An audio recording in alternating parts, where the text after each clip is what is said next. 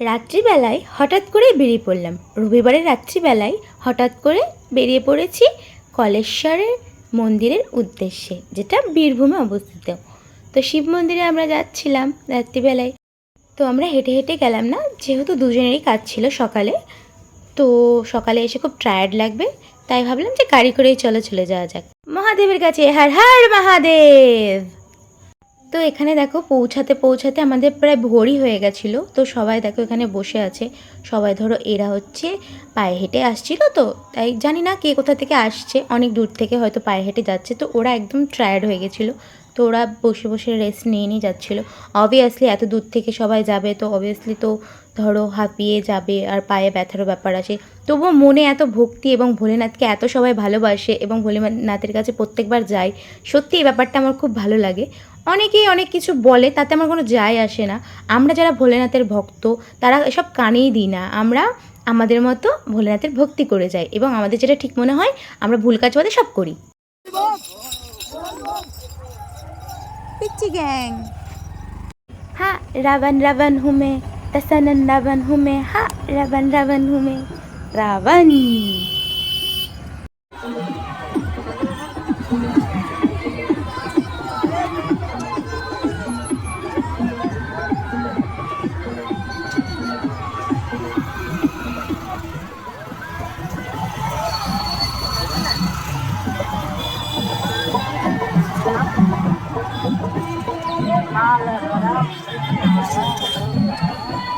হর হর মহাদেব।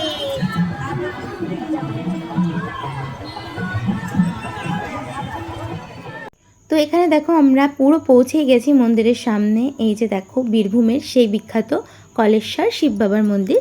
তো এখানে প্রত্যেকটা স্ট্যাচু এত সুন্দরভাবে সবাই বানিয়ে বানিয়ে নিয়ে যাচ্ছিলো, আর গান টান বাজছিল, এত ভালো লাগছিলো তোমাদের কি বলবো। এই দেখো আমরা গেট দিয়ে এন্ট্রি করছি এখন, মানে এদিকটা হচ্ছে এই সাইড দিয়ে যাওয়ার। তো আগে আমরা অনেকটা লাইন দেব, লাইন আছে প্রত্যেকবারের তুলনায় এবার যেন আরও বেশি ভিড়। যত দিন যাচ্ছে ভোলেনাথের প্রতি সবার ভক্তি আরও বাড়ছে, আর সবাই যাচ্ছে। দেখো অনেকে ট্রেন্ড ফলো করে যাচ্ছে, অনেকে কারোর প্রতি হিংসাবশত হয়তো মানে ও গেছে আমাকেও যেতে হবে এরম ভেবেও যাচ্ছে, অনেকে ভক্তি করেও যাচ্ছে। তো আলটিমেটলি যাচ্ছে তো বাবা, করছে তো বাবা, তো তোমাদের তো সমস্যা কেন? অনেকে অনেক কিছু বলছে, আমার দেখে যাচ্ছে, এই করছে ওই করছে। যাচ্ছে যাচ্ছে, ভোলেনাথকে তোমার একার, সবাই সবার মতো যাচ্ছে, যাক না। হর হর মহাদেব।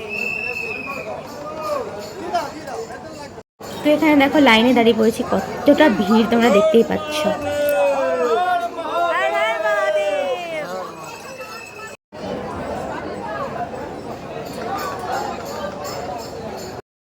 তো এখানে দেখো ভেতরে চলে এসেছি, কতটা ভিড়, প্রচুর ভিড় ছিল। তাও একটু একদল বেরিয়ে যাওয়ার পরে আমি জল ঢালছিলাম। এতই ভিড় ছিল, পুরোহিত ছিল, গায়ে পা লেগে যাবে বলে আমি এত সাবধানে করছিলাম কি বলবো।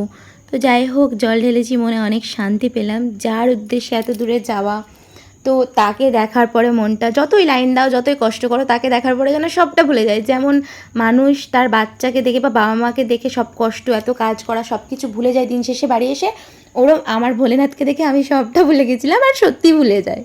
তো মন্দিরের ভেতরটা তোমরা দেখে নাও। মন্দিরের ভেতরের এই ক্লিপটা আমি নিয়েছিলাম। তো মন্দিরটা অনেকটা পুরনো, তার জন্য এরকম। তাও ওরা টেকনিক্যালি অনেকটাই সার্ভিসিং করে মাঝে মধ্যেই। তো খুব সুন্দরভাবে মন্দিরটা পরিদর্শন করে আমরা বেরিয়ে যাচ্ছিলাম। তো দেখো এখানে হাজার হাজার ভক্ত, কত ভক্ত না জানি কোথা থেকে গেছিলো। এত ভালো লাগে না দেখতে, তোমাদের বলে বোঝাতে পারবো না। যারা এখনও ভাবছো যে কোথায় যাব, কি করব, দূর এত ভিড়ে যাব না, তাদেরকে শুধু একটা কথাই বলবো, চেষ্টা করো, যাও, খুব ভালো লাগবে, বিশ্বাস করো, মনটা একদম ভালো হয়ে যাবে। ভিড় হয়েছে তো কী হয়েছে, আমরা নানান জায়গায় কত কিছু ইভেন্ট, কত কিছু ভিড়ে আমরা যখন যেতে পারছি, তখন ভোলেনাথের কাছে একটু ভিড় সহ্য করে, কষ্ট সহ্য করে যেতে পারবো না? দেখো যাও, তোমাদের সত্যি বলছি মনটা একদম ফ্রেশ হয়ে যাবে আর খুব ভালো লাগবে। সকলকে জানাই শ্রাবণ মাসের প্রথম সোমবারের অনেক অনেক অনেক শুভেচ্ছা। সবাই ভালো ভালো করে প্রত্যেকটা সোমবার কোথাও না কোথাও জল ঢালতে যাও। আর কে কে কোথায় কোথায় যাচ্ছ আমাকে অবশ্যই শেয়ার করো। আর তোমাদের প্রত্যেকটা দিন শুভ হোক, ভালো হোক, আর প্রত্যেকটা বছর তোমরা এইভাবে আনন্দ করে কাটাতে পারো। আর শ্রাবণ প্রত্যেক দিন তোমরা ভালো থাকো, আর বছরের প্রত্যেক দিন তোমরা ভালো থাকো। আশেপাশের মন্দিরগুলো আমি দর্শন করে নিচ্ছিলাম। এখানে দেখো হনুমানজির মন্দির আছে, এখানে মাতা কালীর মন্দির আছে, খুব সুন্দর সুন্দর মূর্তি আছে এখানে, দেখছিলাম খুব ভালো লাগছিল। আর এখানে দেখো শিব বাবার স্ট্যাচু, ওম নমঃ শিবায়, তো কত সুন্দর সুন্দর স্ট্যাচু নিয়ে যাচ্ছিল, কি সুন্দর উদ্যোগ করেছে এরা না, খুব ভালো লাগছিল। দেখো কত ধরনের না, কি সুন্দর নাই লাগছিল। যারা যারা আমার এই ভিডিওটা দেখবে না অনেক মিস করবে। এখানে দেখো মহাকালীর রূপ, ওরে বাবা রে কত সুন্দর আর ভয়ঙ্কর লাগছে দেখতে। দেখো দেখতেই পাচ্ছ কত সুন্দর লাগছে আর কত ভক্ত যাচ্ছে, মানে এগুলো দেখে সত্যি মনটা খুব ভালো হয়ে যায়। তো জল টল ঢেলে আবার বাড়ির দিকে রওনা হচ্ছিলাম। তো ভাবলাম তোমাদের সাথে একটা কথা শেয়ার করি। तुम महादेव के भक्त हो ना, तो नफरतों की दुनिया में कुछ ऐसा कर जाओ कि कोई चाह कर भी तुमसे नफरत ना कर सके। আমাকে একজন বললো, তো আমি ভাবলাম তোমাদেরকেও শেয়ার করি। দেখো আমার কথায় কোনো ভুল আছে কি না, ভুল ত্রুটি মানুষের হতেই পারে, তো কোনো ভুল কথা বলে থাকলে আমাকে তোমরা জানাবে। আমাকে একজন বলল যে ভোলেনাথকে যে এত খুশি করার প্ল্যান চলছে, ভোলেনাথের জন্য যে এত কিছু করছো, ভোলেনাথকে যে জল ঢালছো, তো জানো তুমি যে ভোলেনাথ কিসে খুশি হন? তো আমি বললাম যে হ্যাঁ, তুমি যেটা বলতে চাইছো বা তোমার যেটা ভাব প্রকাশ করতে চাইছো সেটা হচ্ছে ভোলেনাথের আরাধ্যা হচ্ছে শ্রী নারায়ণ বা শ্রী বিষ্ণু। তো ভোলেনাথ যার মানে ধ্যান করেন, আরাধ্য যিনি, তার তো তাকে খুশি করলেই নাকি ভোলেনাথ খুশি হয়ে যাবে। আলাদা করে ভোলেনাথকে খুশি করার কোনো দরকার নেই, আলাদা করে ভোলেনাথকে জল ঢালার কোনো দরকার নেই, ভোলেনাথের কাছে যাওয়ার কোনো দরকার নেই। এই যে এত ভক্ত যাচ্ছে, এত ভক্তরা তাদের সেবা করছে, দেখো যারা ভক্তরা যাচ্ছে তাদেরকে বড় বড় লোকেরা দেখো চকলেট দিচ্ছে, আইসক্রিম দিচ্ছে, তারপরে খাবার দিচ্ছে। তারা কি পাগল না? এত ভক্ত এত কষ্ট করে এত দূরে হেঁটে যাচ্ছে ভোলে বাবার কাছে, তাদের একটা ভক্তি শ্রদ্ধা, তাদের কি কোনো দাম নেই না? তারা কি পাগল? এত মানুষকে পৃথিবীতে আছে, তারা কি পাগল? আমি তো এটাই ভেবে পাই না। আচ্ছা তোমার লজিক ঠিক আছে, মানে গীতায় যেহেতু বলা আছে যে কৃষ্ণই সব, শ্রী নারায়ণই সব, উনি ঈশ্বর, ওনাকে ডাকলে আর হয়তো আলাদা করে কোনো ঠাকুরকে ভজার দরকার নেই বা ঠাকুরকে ডাকার দরকার নেই। কিন্তু আমি এখানে একটা কথা বলেছি তাকে, যে দেখো যেমন প্রত্যেকটা ছেলে বিয়ে করে বউ নিয়ে আসে, তেমন বৌমারা যদি বাবা মাকে সেবা করে তাহলে ছেলেটা অবশ্যই খুশি হবে, তার স্বামী অবশ্যই খুশি হবে। কিন্তু যদি তার স্বামীকে খেতে না দেয়, তার স্বামীকে সেবা না করে, তাহলে কি তার স্বামী তাকে রাখবে? না, তাকে বার করে দেবে। যেমন বাবা মার সেবা করলে তারা খুশি হবে, তারও তো সেবা করতে হবে, তাকে খেতে দিতে হবে, তাকে ভালোবাসতে হবে, তাকে সময় দিতে হবে, তাই না? সেরকম দুনিয়াতে প্রত্যেকটা সম্পর্কের মূল্য দিতে হবে। বাবা মা সব থেকে শ্রেষ্ঠ, বাবা মার উপরে কেউ হয় না, সেরকম শ্রী নারায়ণ বিষ্ণু সব থেকে শ্রেষ্ঠ, আমি বুঝতে পারছি।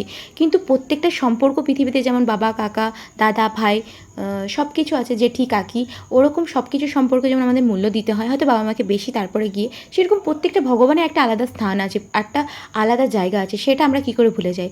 তাকেও তো আমাদেরকে দেখতে হবে, তাকেও তো আমাদেরকে মানে শ্রদ্ধা ভক্তি করতে হবে। আর যার যাকে শ্রদ্ধা হয়, যার যে ঠাকুরের প্রতি শ্রদ্ধা, সেই ঠাকুরকে তারা পুজো করতেই পারে। এখানে আমি তো বুঝতে পারছি না যে কারোর কিছু সমস্যা আছে। তো আমি এখানে বলছি না যে আমি শ্রী বিষ্ণুকে মানে যে বিষ্ণুর নাম করব না, বা শ্রী বিষ্ণু বা নারায়ণের নাম করব না। আমি নারায়ণের যেমন নাম করব, কৃষ্ণ ঠাকুরের ভক্ত, আমি কৃষ্ণ ঠাকুরকে এতই যে পোস্ট করি, এত ভালোবাসি কৃষ্ণ ঠাকুরকে, তার পুজো করি, ঠিক আছে, হয়তো সবার মতো করতে পারি না, নাম হট্ট তারপর অনেক কিছু হয়তো করতে পারি না, কিন্তু যেটুকু আমার নিষ্ঠা বা ভক্তিভরে যেটুকু আসে আমি সেটুকু করি। ভগবান তো এটাই বলেছে না যে লোক দেখানি না করেও তোমার যেটুকু নিষ্ঠা হয়, তোমার যেটুকু সময় হয়, তুমি আমাকে মন ভরে ডাকো, আমি তোমার ডাকে সাড়া দেবো, আমি সেটাই করি। তো আমি যেরকম কৃষ্ণ ঠাকুরকে, বিষ্ণু ঠাকুরকে, শ্রী নারায়ণকে ভজি, সেরকম আমি শিব ঠাকুরকেও ভজি। তার ছোটো থেকে আমি শিব ঠাকুরের ভক্ত, আমি শিব ঠাকুরকে জল ঢালতে যাই, 16 সোমবার করি, শিবরাত্রি করি। তো আমাকে তোমরা কেন আটকাচ্ছ? আমি তো তোমাদের আটকাচ্ছি না শ্রীনারায়ণকে বুঝতে, তাহলে তুমি আমাকে কেন আটকাচ্ছ শিব ঠাকুরের মাথায় জল ঢালতে? এই জিনিসটা আমার খারাপ লেগেছে। তো আমি যে কথাগুলো বলেছি, যদি সেই কথাগুলোর বিন্দুমাত্র একটু ভুল থাকে, আমাকে অবশ্যই তোমরা কমেন্ট সেকশনে জানিও। আর কে বলেছি সেটা নাই বললাম। তো তোমরা ভালো থেকো, শ্রাবণ মাসটা খুব ভালোভাবে কাটাও। হর হর মহাদেব।